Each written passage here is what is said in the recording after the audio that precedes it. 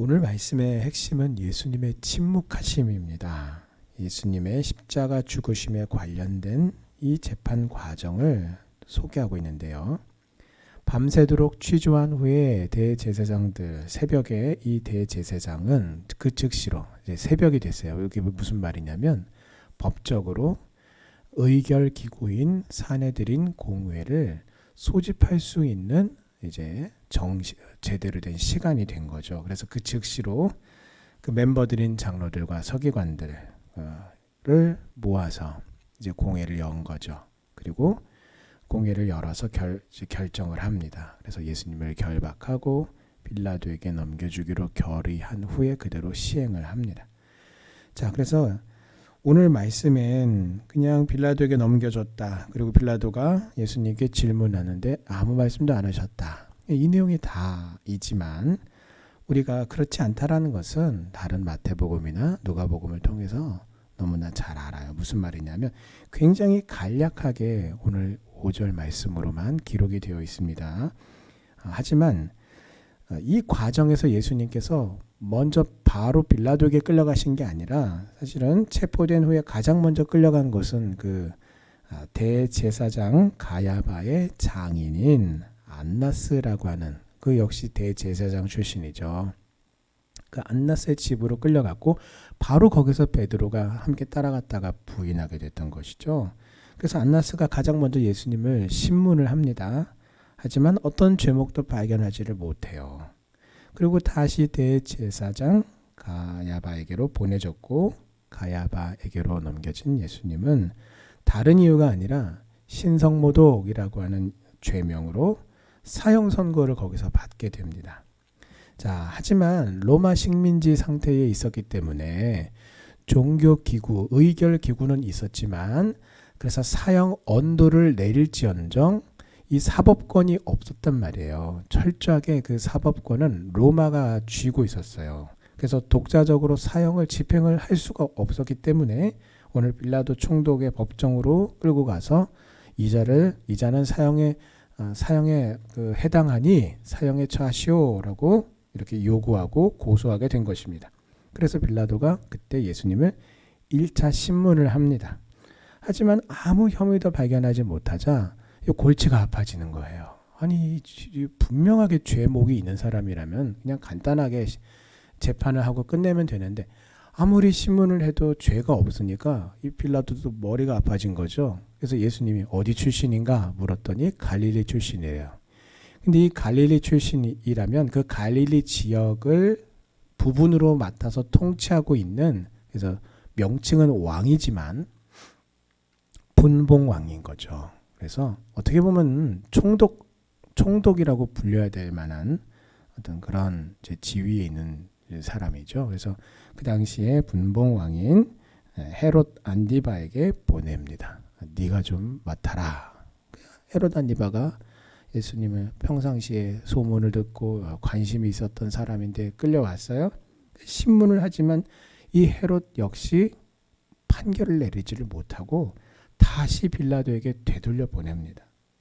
그래서 빌라도는 예수님을 2차 신문하게 되었고 바로 이 2차 신문 때에 최종적으로 우리가 잘 아는 그런 배경 속에서 사형 선고를 받고 십자가의 죽음을 맞이하시게 된 것입니다.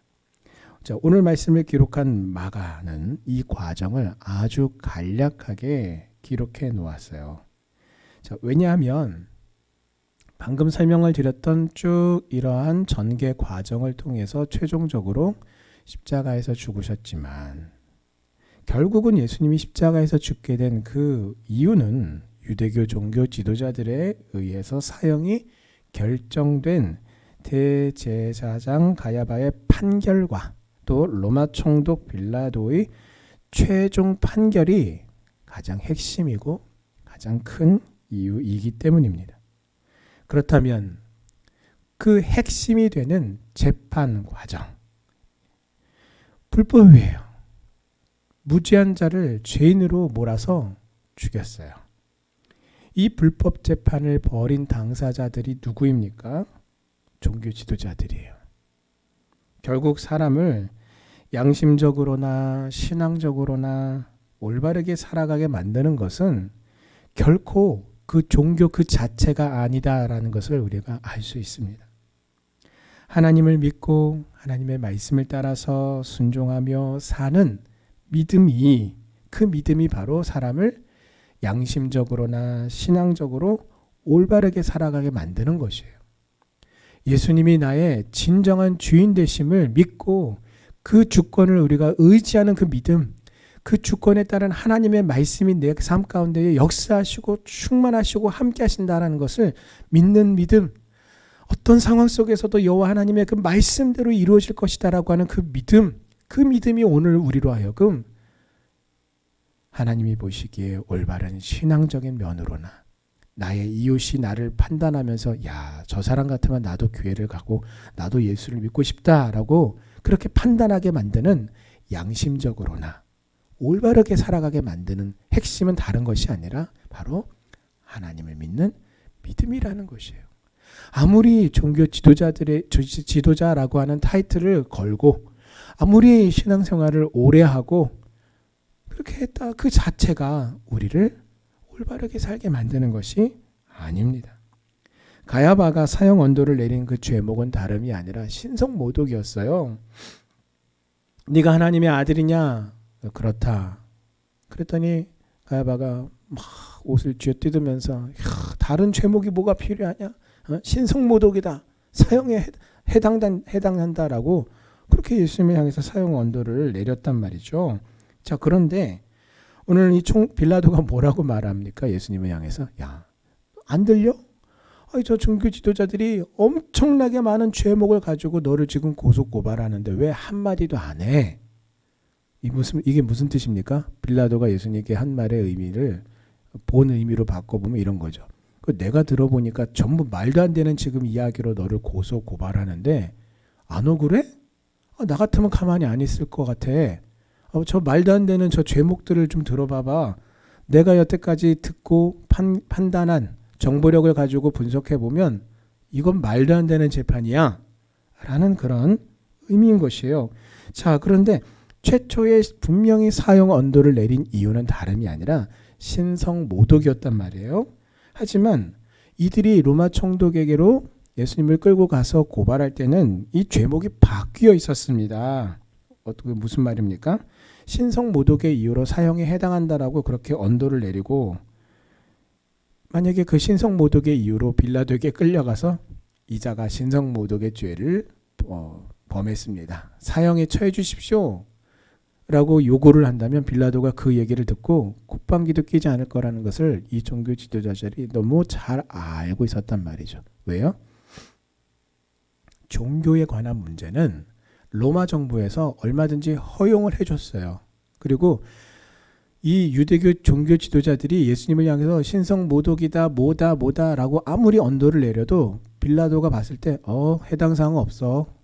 얼마든지 넌 외로 그냥 돌려보내라고 할 만한 그냥 그럴 만한 상황이었다는 것을 너무나 잘 아니까 어떻게 합니까? 예수님이 죄목을 살짝 바꿉니다. 가이사에게 세금을 바치면 안 된다라고 말했다. 예수님이 언제 그러셨어요? 가이사의 것은 가이사에게, 하나님의 것은 하나님에게 바치라고 그렇게 말씀하셨음에도 불구하고 이 종교 지도자들이라고 하는 사람들이 죄목을 거짓으로 바꿔서 예수님이 이렇게 말했다라고 거짓으로 그렇게 고발합니다.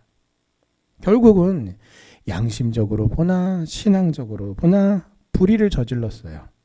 그리고 그 죄인들이 누굽니까? 바로 종교 지도자들이라고 하는 사람들이에요.